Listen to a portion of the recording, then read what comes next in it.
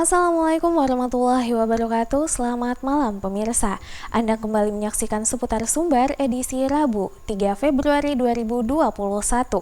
Berbagai informasi menarik tentang Sumatera Barat telah kami siapkan untuk Anda. Dan inilah Seputar Sumber selengkapnya.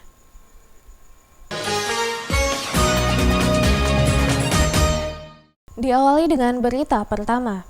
Polisi Militer Angkatan Laut bersama tim gabungan dari TNI, Polri, Satpol PP, dan Dinas Perdagangan gelar operasi justisi di sejumlah tempat hiburan malam yang ada di Kota Padang akhir pekan kemarin. Alhasil tim gabungan berhasil menyita ratusan botol minuman keras yang dijual tanpa izin, lengkap dengan belasan pengunjung tempat hiburan malam yang tidak memiliki kartu identitas. Tim gabungan dari Polisi Militer, TNI, Polri, Satpol PP, dan dinas terkait langsung mendatangi sejumlah lokasi tempat hiburan malam yang berada di kawasan Kecamatan Padang Selatan, Kota Padang, yang di lokasi ini banyak terdapat lokasi tempat hiburan malam. Dalam razia operasi justisi kali ini, selain mengantisipasi penyebaran COVID-19 di tempat hiburan malam, Polisi Militer dan Propam Polda Sumbar juga menargetkan mencari anggota TNI atau Polri yang memasuki tempat hiburan malam karena merupakan salah satu pelanggaran yang harus ditindak. Dari 4 lokasi tempat hiburan malam, petugas berhasil menemukan 2 tempat hiburan yang tidak memiliki izin untuk menjual minuman keras. Selain itu, petugas juga menemukan belasan pengunjung yang terdiri dari laki-laki dan perempuan yang tidak memiliki identitas. Komandan Polisi Militer Angkatan Laut Lantamal II Padang, Letkol Laut Pam Aldodi, menjelaskan agenda razia justisi ini sengaja digelar guna mengantisipasi penyebaran COVID-19 dan dalam rangka menyambut ulang tahun Polisi Militer Angkatan Laut. Sehingga dengan adanya pengawasan ini juga dapat menertibkan seluruh anggota TNI. Merupakan kegiatan operasi tertib justisi. Ini merupakan kegiatan rutin ya, salah satu tugas Polisi Militer. Tujuannya adalah sasaran kepada seluruh anggota agar lebih disiplin, tidak memasuki daerah terlarang, ya, tidak terlibat dalam prostitusi maupun yang berbau minuman keras. Di samping itu juga kita bekerja sama dengan pemerintah daerah, dalam ini pemerintah Kota Padang, membantu penegakan hukum dan menjadikan Kota Padang menjadi kota yang bersih terhadap maksiat maupun prostitusi dan jauh daripada minuman keras. Kemudian juga kita mendapat sasaran ada 2 tempat kafe yang tidak ada izin gara-gara minuman keras. Sampai saat ini kita belum menemukan anggota.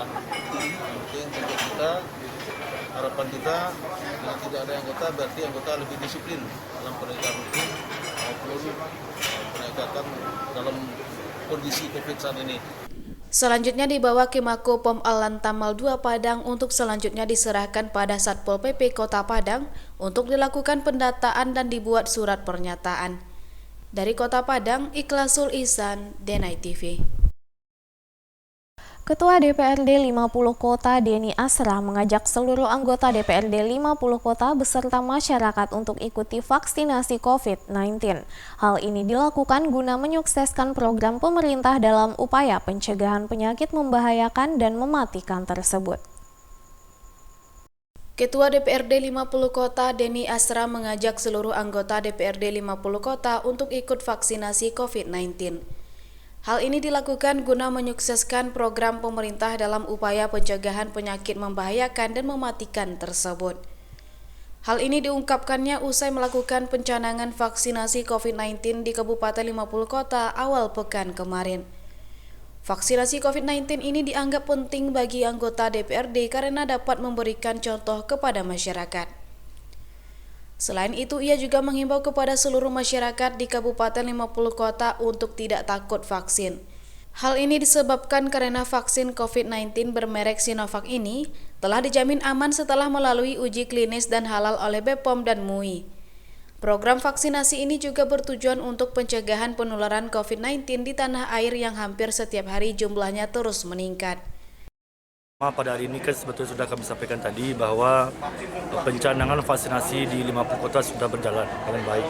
Tentunya kami mewakili DPRD 50 kota sudah menyaksikan betul dan merasakan bahwa suntikan vaksinasi itu tidak sakit dan insya Allah aman dan halal. Makanya kami mengajak kepada kawan-kawan di DPRD 50 kota dan juga masyarakat 50 kota untuk bisa menerima vaksin ini dengan baik dan juga jangan termakan informasi yang hoax. Jadi kami sudah sampaikan juga kepada kawan-kawan di DPRD melalui grup WA juga bahwa kami hari ini akan vaksin dan insya Allah akan ada kawan-kawan yang lain yang akan mengikuti di kemudian hari. Jadi pencanangan ini kami awali dengan Forkopimda, ini bukti bahwa vaksin ini aman dan halal. Jumlah vaksin COVID-19 jenis Sinovac untuk Kabupaten 50 kota pada tahap awal ini berjumlah 2.500 yang nantinya akan diperuntukkan bagi pencanangan vaksinasi dan seluruh tenaga kesehatan di daerah tersebut. Dari Kabupaten 50 kota, Ikhlasul Ihsan, Denai TV.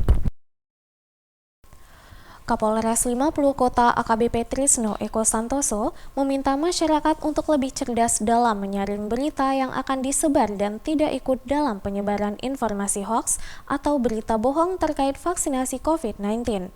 Hal ini disampaikannya usai mengikuti pelaksanaan pencanangan vaksinasi COVID-19 di Kabupaten 50 Kota awal pekan kemarin.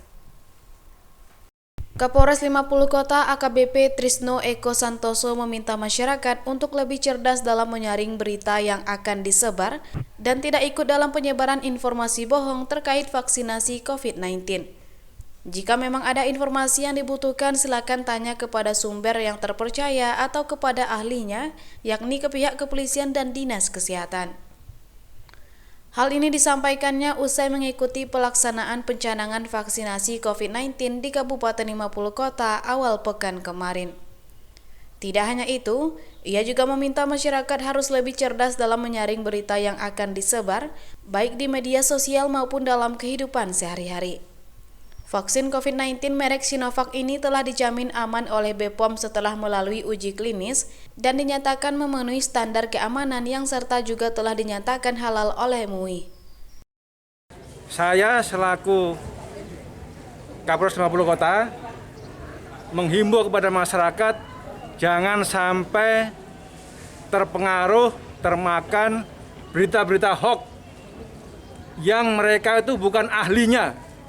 Mereka bukan sekolahnya, ya, dan bukan bidangnya dan tidak punya pengalaman di bidang itu, yang mengatakan vaksin itu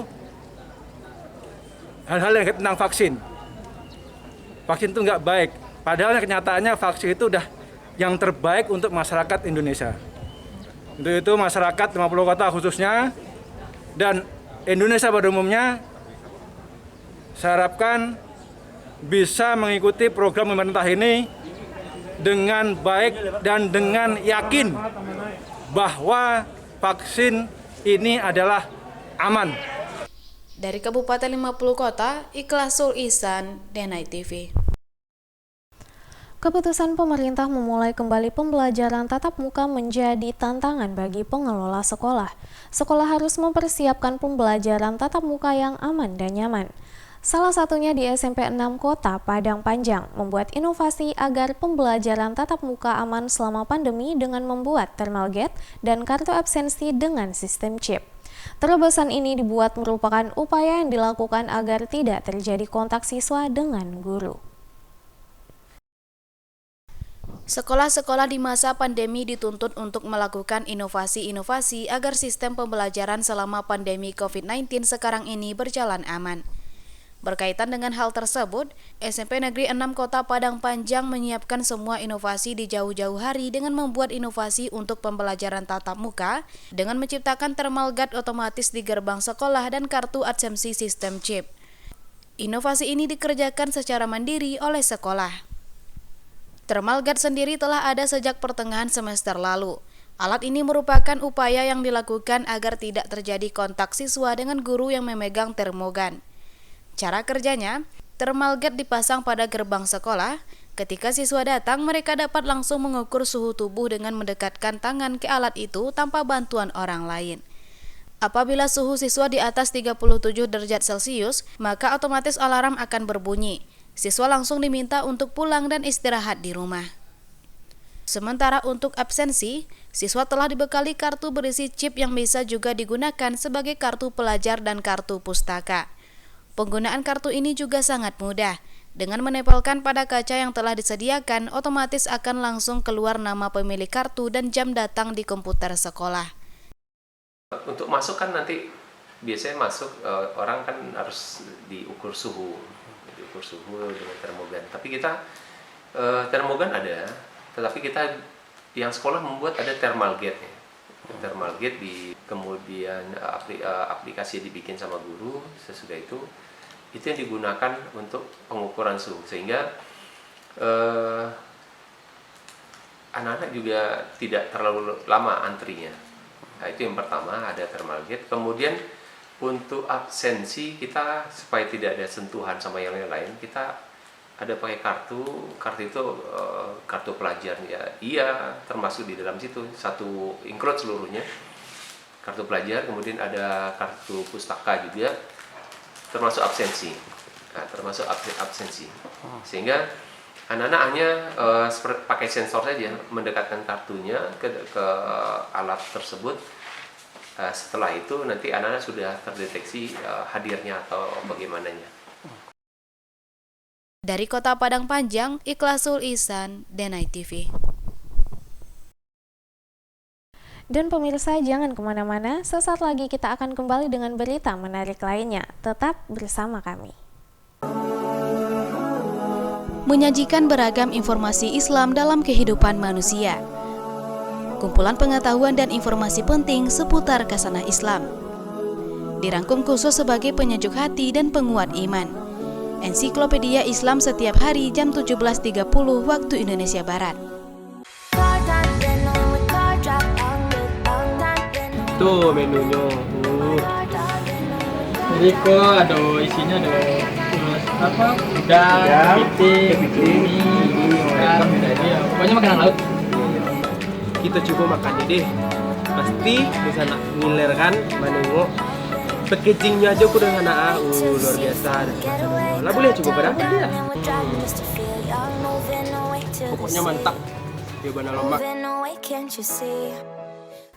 Terima kasih pemirsa, Anda masih bersama kami. Di berita selanjutnya, kipang merupakan salah satu jajanan atau cemilan manis legendaris yang terbuat dari beras atau jagung.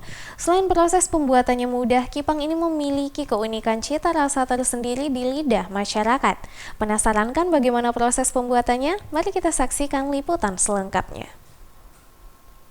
Kipang merupakan salah satu dari sekian banyak jajanan atau cemilan manis yang ada di kota Payakumbuh.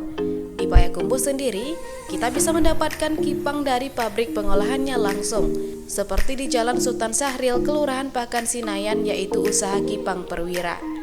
Usaha Kipang Perwira yang berdiri sejak 2 tahun lalu ini membuat 3 macam kipang seperti kipang beras, kipang jagung, dan kipang mie. Proses pembuatan kipang sangat mudah. Tahap pertama dalam proses pengolahan kipang yaitu menyangrai beras atau jagung di dalam mesin brondong sampai beras atau jagung mengembang.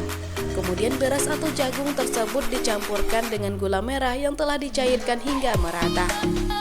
Setelah itu beras atau jagung dicetak dan dipotong sesuai ukurannya. Terakhir kipang dipacking dan dibungkus ke dalam plastik.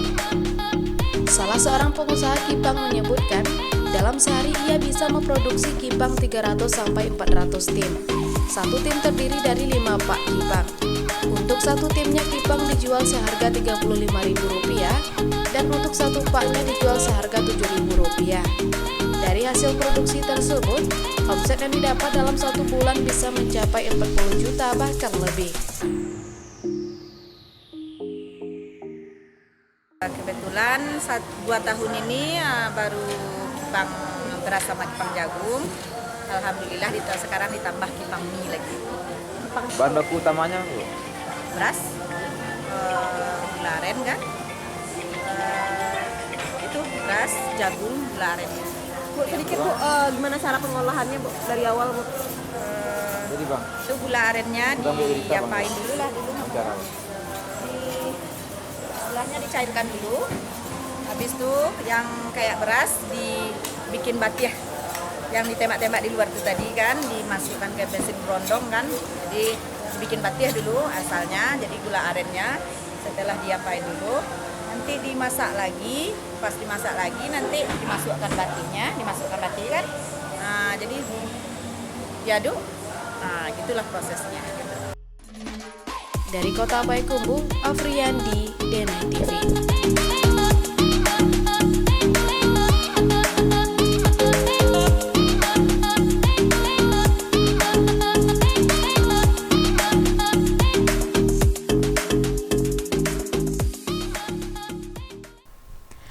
Adat istiadat di Minangkabau sangatlah banyak dan bahkan ada tradisi yang hanya dimiliki salah satu daerah. Salah satunya tradisi yang dinamakan Osong Kapali. Osong Kapali adalah tradisi pemakaman seorang datuk atau penghulu di nagari Sungai Patai, Kecamatan Sungaiang, Kabupaten Tanah Datar. Adat istiadat di Minangkabau sangatlah banyak dan bahkan ada tradisi unik yang hanya dimiliki salah satu daerah. Salah satunya tradisi yang dinamakan Osong Kapali. Osong Kapali merupakan tradisi pemakaman seorang datua atau penghulu di nagari Sungai Patai, Kecamatan Sungaiang, Kabupaten Tanah Datar. Dalam tradisi Osong Kapali ini, sebelum dimakamkan memiliki 8 tahapan. Pertama baretong, mengkaji adai, mencabiak kain kafan, Osong Kapali, memasang kain adai, maroca, pidato alam, menigo hari. Secara turun-temurun kalau ada seorang penghulu meninggal apapun aktivitas yang ada di nagari itu, sebelum selesai pemakaman aktivitas dan pekerjaan dihentikan. Bagi masyarakat nagari Sungai Patai, kebesaran seorang penghulu tidak hanya digambarkan dari upacara pengangkatan melewatkan gelar penghulu, tetapi juga tergambar ketika penghulu tersebut menutup usia. Masyarakat melakukan penghormatan kepada penghulu dengan menyelenggarakan jenazah penghulu tersebut dengan menggunakan aturan adat yang telah disepakati oleh para penghulu mereka. Yang pertama, setiap nenek mama yang meninggal tentu ada proses adat. Yang pertama Osong Kapali. Mungkin Osong Kapali ini untuk di Sumatera Barat satu-satunya yang ada. Kalau dapat ini tetap dilestarikan. Karena kami yakin seorang nenek mama itu tentu banyak jasa dan banyak bantuannya kepada masyarakat untuk mengenang jasanya seperti inilah. Apabila beliau telah meninggalkan dunia, itu kita selamatkan, kita pakai adat Osong Kapali namanya, dan kita arak sampai ke masjid, dan sesudah masjid sampai ke tempat peristirahatan terakhir. Ini dari kerapatan lah, insya Allah akan kami lestarikan sebagaimana yang telah kami warisi dari dan putra. Mungkin disesuaikan menurut perkembangan masuk, mungkin ada seketik ada perubahan dalam strategi, tetapi bukan perubahan pergeseran cara bekerja mungkin. Jadi insya Allah mudah-mudahan kami atas nama kerapatan berniat dengan anggota Mudoko untuk tetap melestarikan adat selingkah nagari, terutama dalam penyelamatan seorang nenek mama yang dinamakan secara Osong Kapali menurut bahasa kami di Siko. Dari Kabupaten Tanah Datar, Afriyandi, Denai TV.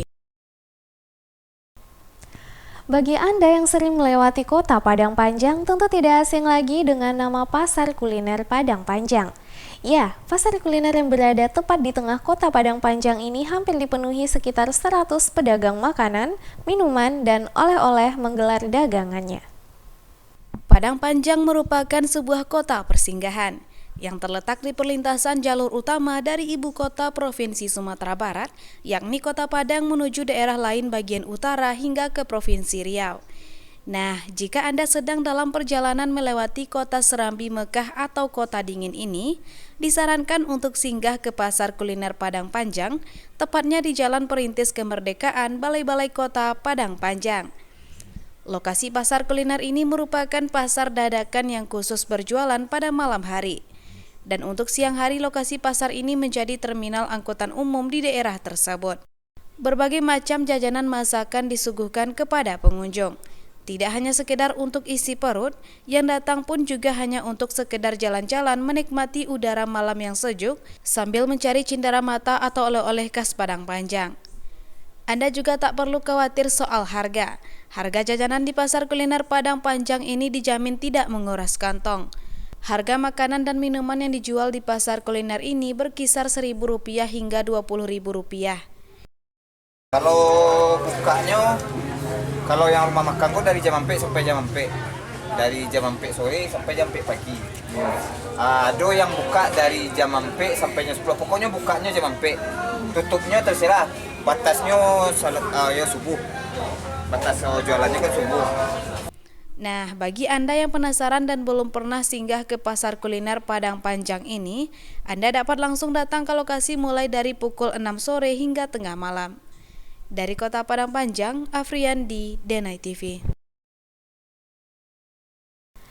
Dan pemirsa, informasi tadi sekaligus menutup perjumpaan kita pada malam hari ini. Dan jangan lupa saksikan seputar sumber setiap Senin, Rabu, dan Jumat pukul 19.00 waktu Indonesia Barat. Saya Farida Switasari beserta kerabat kerja yang bertugas mohon undur diri. Assalamualaikum warahmatullahi wabarakatuh dan sampai jumpa.